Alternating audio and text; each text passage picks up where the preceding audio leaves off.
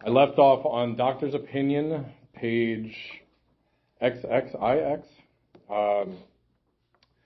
We are in the middle of Dr. Silkworth's second letter that he wrote to be put into this book. I left off on the page before, I'm sorry, this page, but I'm going to start back a little bit where it says, men and women drink essentially because they like the effect produced by alcohol. So it's not about because I lost my job. It's not because I can't deal with life. It's simply just because I like to drink. I like what it does. I like the feeling I get from heroin. I think it's great. Unfortunately, when I do that stuff, I end up in jails, rehabs, institutions, and death is yet to be.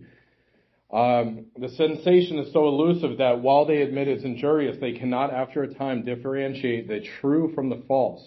To them, their alcoholic life seems the only normal one. They are restless, irritable, and discontent unless they can again experience the sense of ease and comfort which comes at once by taking a few drinks which they see others taking with impunity.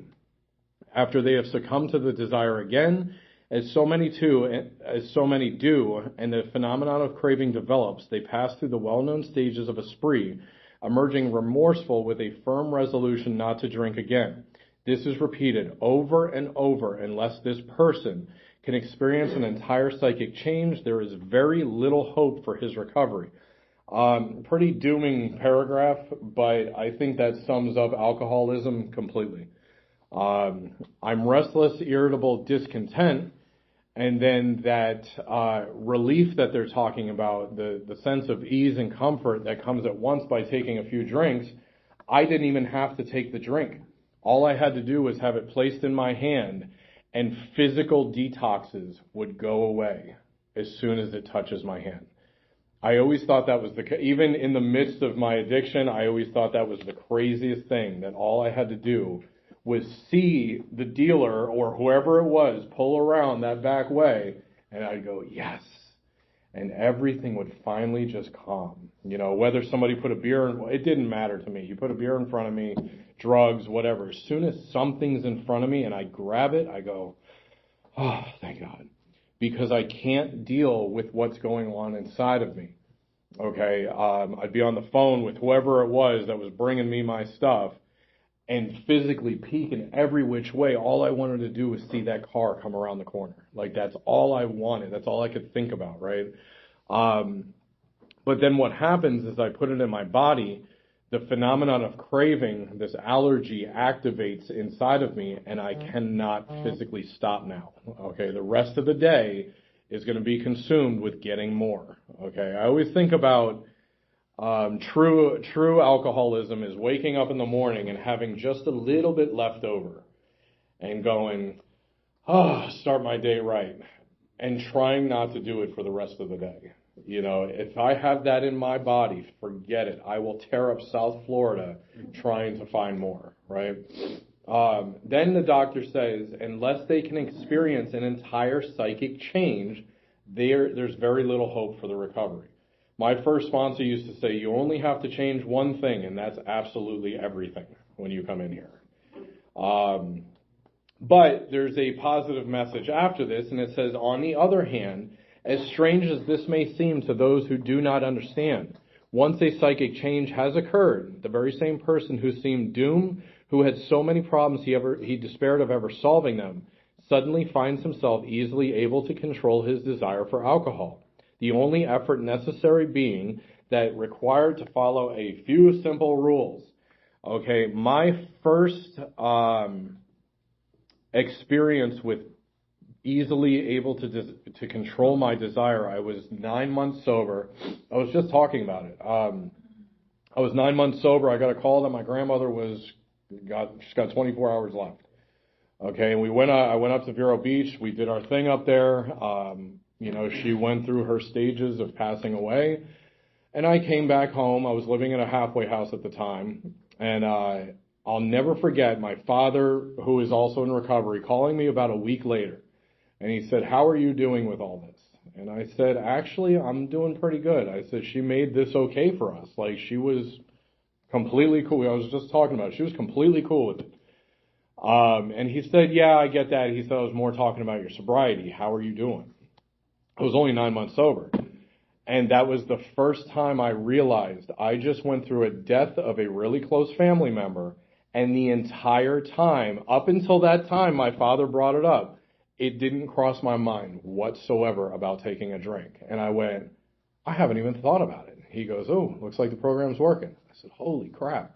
That was the first time I got that awakening, like, holy crap. I even offered to go get the morphine that, for the hospice nurse. They said somebody has to go fill the prescription. I said, I'll go if you need me to. It didn't even occur to me that that's my drug of choice. Like, it was just grandma's medicine, right? That was the first awakening that I said, holy crap, this is working, right? So,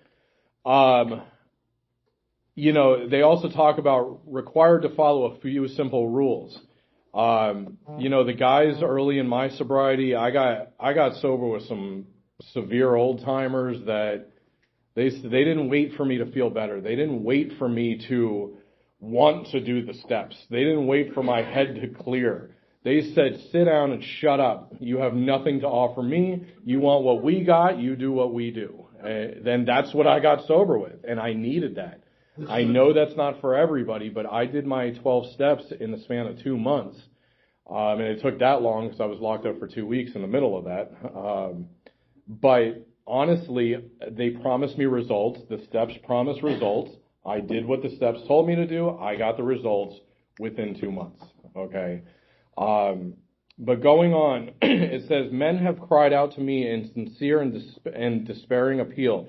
Doctor, I can't go on like this. I have everything I must live for. I must stop, but I can't. You must help me. If you go back to the beginning of the book, it's at the end of it's at the end of the preface. It says, if you have a drinking problem, we hope that you may pause when reading one of the 42 personal stories and think. Now, it's been taught to me, and I like to say, don't wait for the 42 personal stories to ask yourself these questions. Yes, that has happened to me. Or more important, yes, I have felt like that. Or most important, yes, I believe this program can work for me too. This is a perfect example. Doctor, I can't go on like this. I have everything to live for. I must stop, but I can't. You must help me. Yes, I've felt like that. Yes, that's happened to me. Okay, I have told people many a times, I have everything. I've been a successful band. I got a great family. I have a great life. Why the hell can't I stop? Why can't I stop doing this? I know it's going to destroy everything, but I can't. Every time I got a little baggie in my hand or a shot in my hand or whatever it was, I remember looking at it and going, this is killing me. This is controlling me. Well, I'll worry about it tomorrow. I'll deal with it tomorrow. Faced with this problem, if a doctor is honest with himself, he must sometimes feel his own inadequacy. Although he gives all that's in him, it's often not enough. One feels that something more than human power is needed to produce the essential psychic change. Though the aggregate of recoveries resulting from psychiatric effort is considerable, we physicians must admit that we have made little impression upon the problem as a whole. Many types do not respond to the ordinary psychological approach. So I said it, I think last week when he talks about the powers of good that lie outside our synthetic knowledge. He's talking about a higher power, right? Now here he's saying that the physicians have made little impression with the psychiatric efforts on alcoholics. We've barely scratched the surface, is what he's saying. Has it helped people? Yes. But he's saying for the most part, it's not helping people. It's not producing this psychological change, okay? And he says something more than human power is needed to produce this change.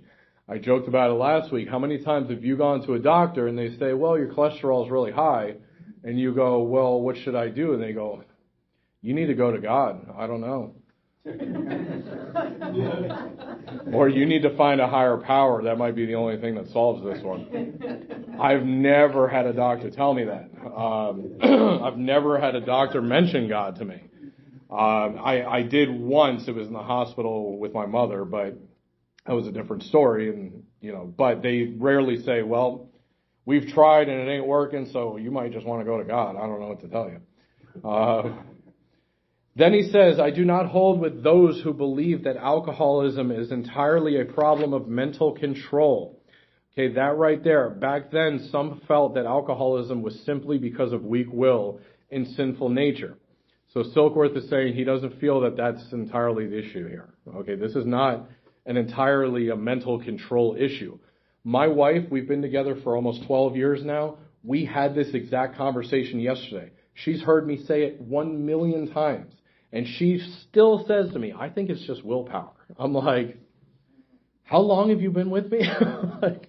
I've talked about this literally every day for the past 12 years. It has nothing to do with willpower. But a normal person can't understand this. They don't get it. They don't know that feeling that we get on the inside, or this stupid mental twist that says, it's okay, one more.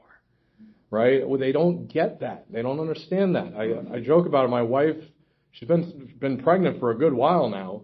I haven't heard her once say, man, I can't wait to get this baby out so I can have a beer. She hasn't talked about it once, right? She stopped like that, no big deal.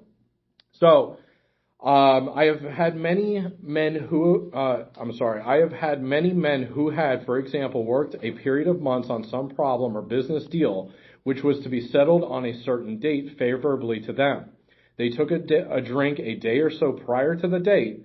Then the phenomenon of craving at once became paramount to all other interests, so that important appointment was not met.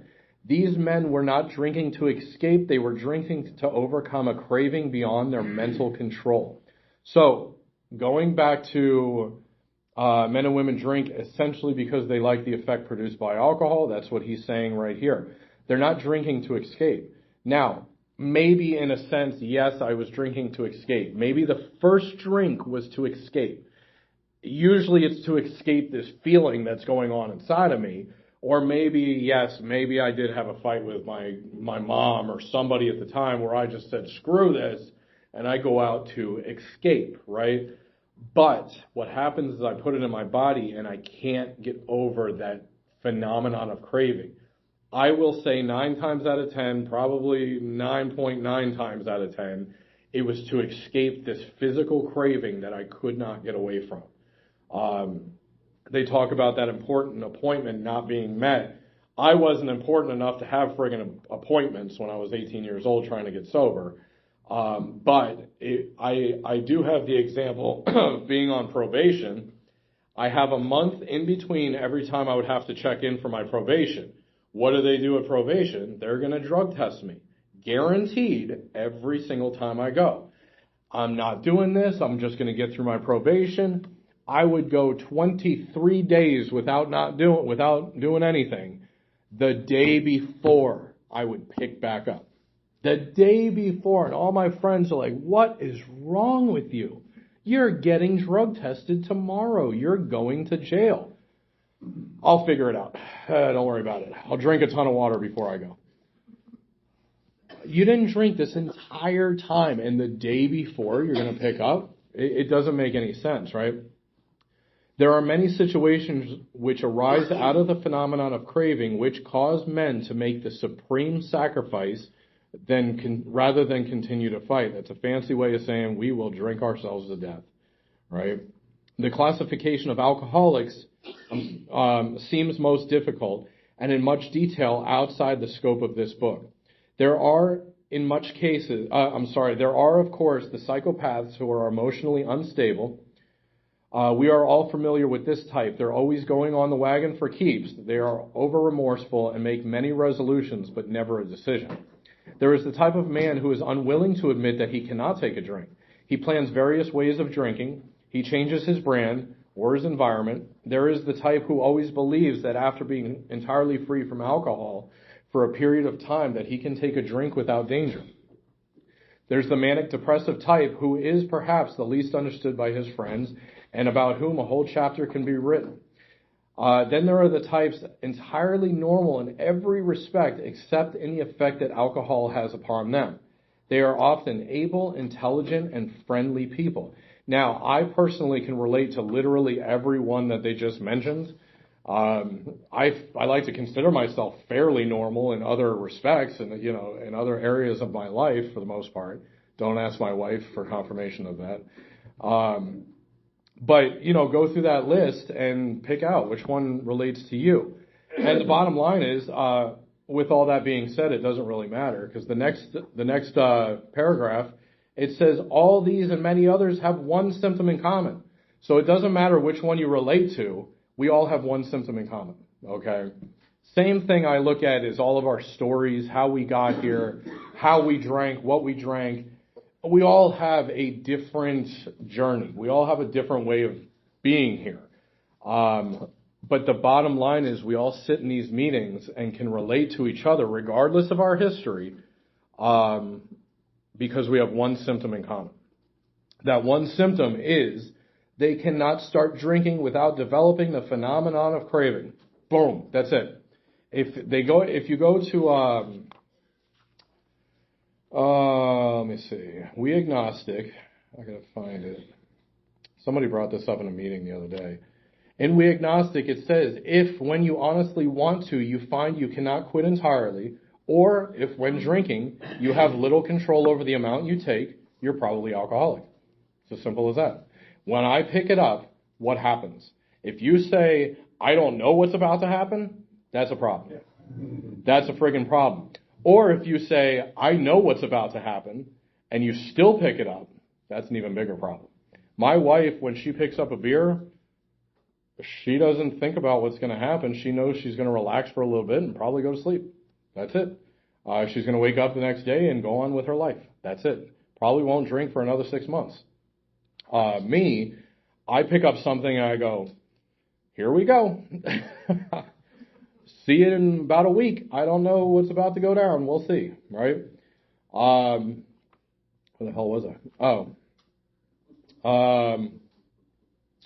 This immediately precipitates us into a seething cauldron of debate. Much has been written, pro and con, but among the physicians, the general opinion seems to be that most alcoholics are doomed. So we are reading the doctor's opinion.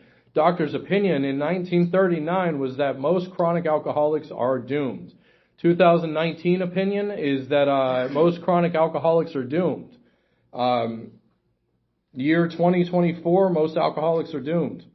That's the general opinion. But what's the solution?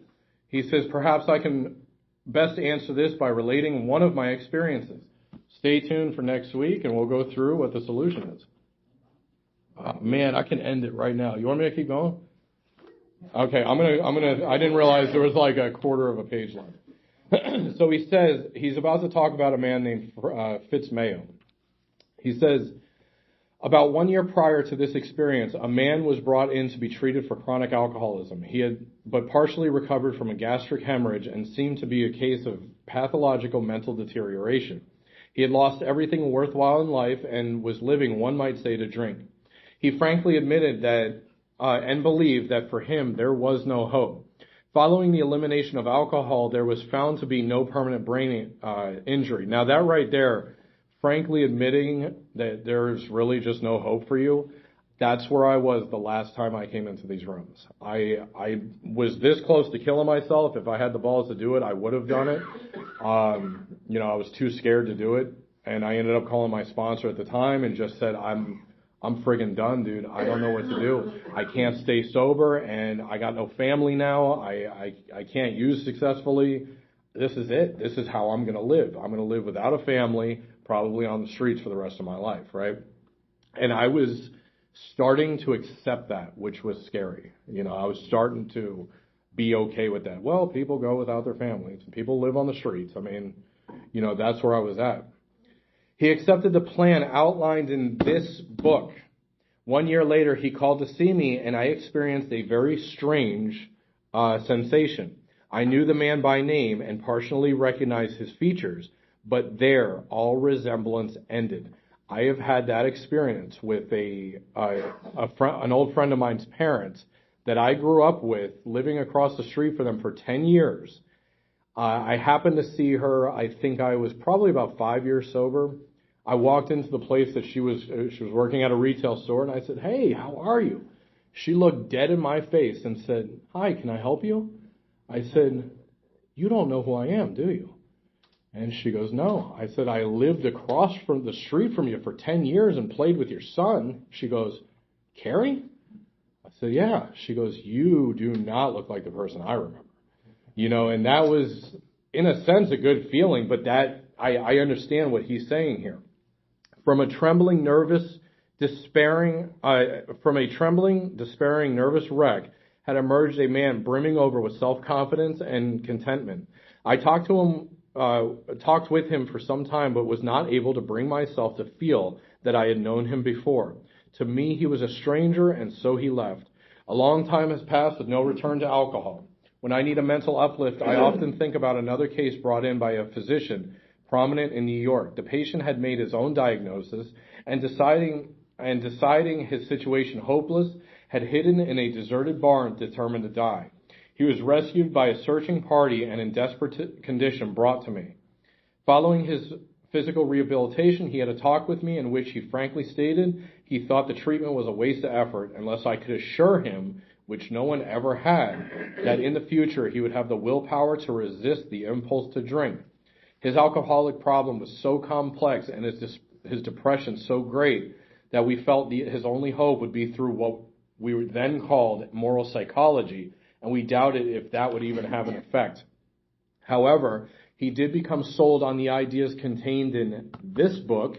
He has not had a drink for many years. I see him now and then, as he is a fine specimen of manhood as anyone could wish to meet. I earnestly advise every alcoholic to read this book through, and though perhaps he came to scoff, may he remain to pray. William D. Silkworth. So that is it for his letter. And again, the general doctor's opinion is to start praying. Okay, so thanks for letting me share it today.